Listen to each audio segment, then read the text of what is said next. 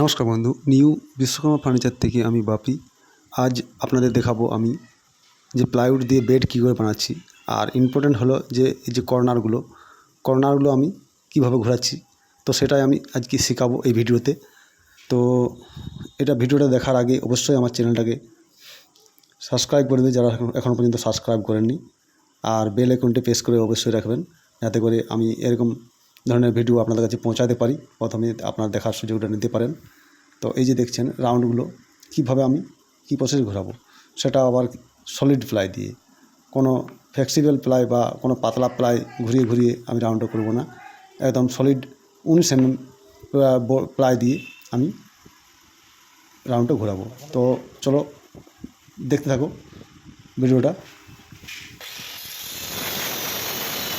দেখছেন কাটিং মেশিনে করে আমি পর কিন্তু আমি এগুলো কেটে যাব। তো এখানে ট্রিক্সটা এই যে দেখছেন যে কতটা কাটতে হবে আর কতটা কাটলে রাউন্ডটা প্রপারলি ঘুরবে আর কি। তো সেটাই দেখাবো, চলো দেখতে থাকো। দেখতে পাচ্ছেন এই যে পরপর যে কাটিং করে যাচ্ছে আমি। সলিড প্লাই নিতে হবে এবং ভালো মানের প্লাই নিতে হবে।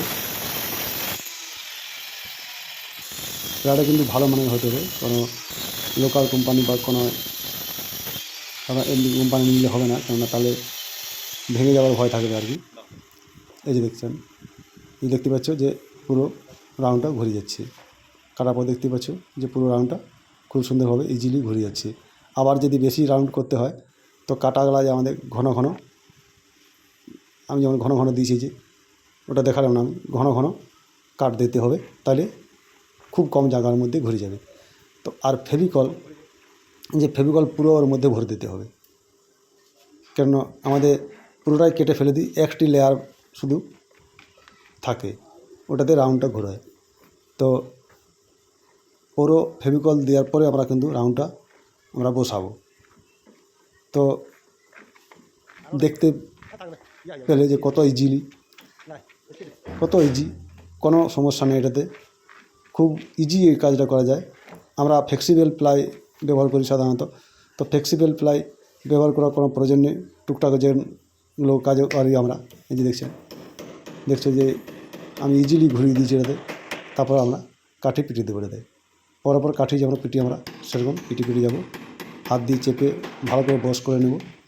আর সাধারণত আমরা রাউন্ডে কোনো ব্রেক দেবো না, রাউন্ডের ওধারে ব্রেক কিছু মেরে টান করে বস করে, হাত দিয়ে টান করে বস করে তারপর আমরা কাঠিগুলো মারব। এই যে দেখুন কত সুন্দর, দু সাইডে কত সুন্দরভাবে রাউন্ডটা ঘুরে গেছে আমার। তো এরকমভাবে চেষ্টা করবে যে তাহলেই হবে আর কি। তো আমি দু কোণা দুটা প্লাই দিয়ে আমি ঘুরিয়েছি, মাঝে একটা আলাদা সাপোর্ট লেগেছে আমার। তারপর আমরা কিন্তু এটাকে ফিনিশিং করে নেব।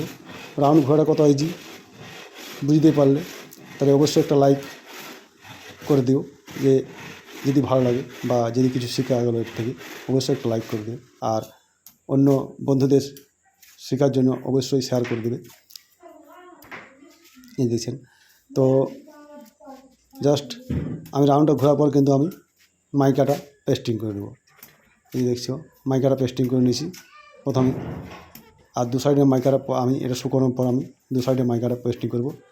আর এটা নিচের দিকটাও আমি কিন্তু লেমিনেট করে দিয়েছি, যাতে এটা কোনো জল তল পেলেও বা মেঝা যখন ধোয়াধুয়ি হবে যেমন না কোনো অসুবিধা হয়, তার জন্য তলটাতেও আমি লেমিনেট করে দিয়েছি এবং উপরে পুরোটাই লেমিনেট করে মুড়ে দিয়েছি, কোথাও কোনো ফাঁক রাখি না।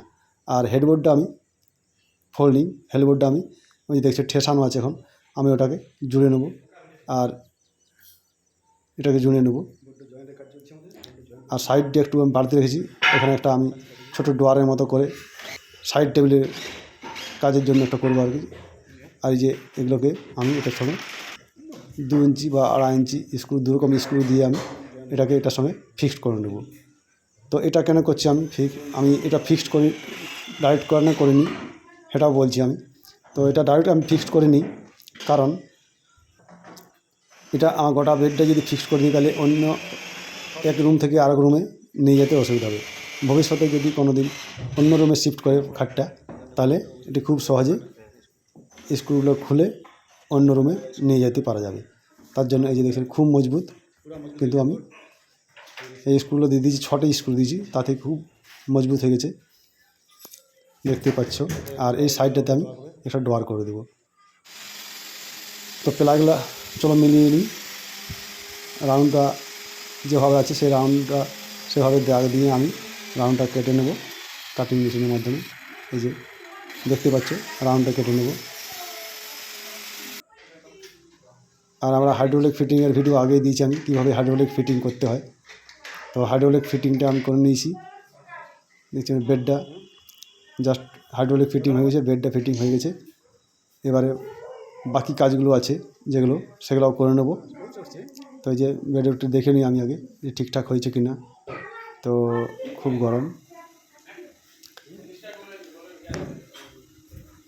এসে সাইডে যে বিটটা দিয়েছি, বিটটা দেওয়ার পর আমি কিন্তু এটা রোজ গোল্ড মিনার ফিনিশ মাইকা দিয়ে, অ্যাক্রিলিক মাইকা দিয়ে আমি কিন্তু এটা সাজিয়ে নিয়েছি। এই যে নিচের বেডের বিটটা পছন্দের চমক নিচ্ছে, দেখতেই পাচ্ছ। আর 3টে সাপোর্ট দিয়ে নিয়েছি যাতে করে নামা ওঠাবার সময় কোনো ব্যান্ড না হয়, এই জন্য। এই যে বিটটা আর পিছনের ব্যাকের গদিটা বাকি আছে, তো ওটা আমি একটা নেক্সট পার্টে নিয়ে আসবো পুরো কাজটা হয়ে গেলে। তো ধন্যবাদ পুরো ভিডিওটা দেখার জন্যে।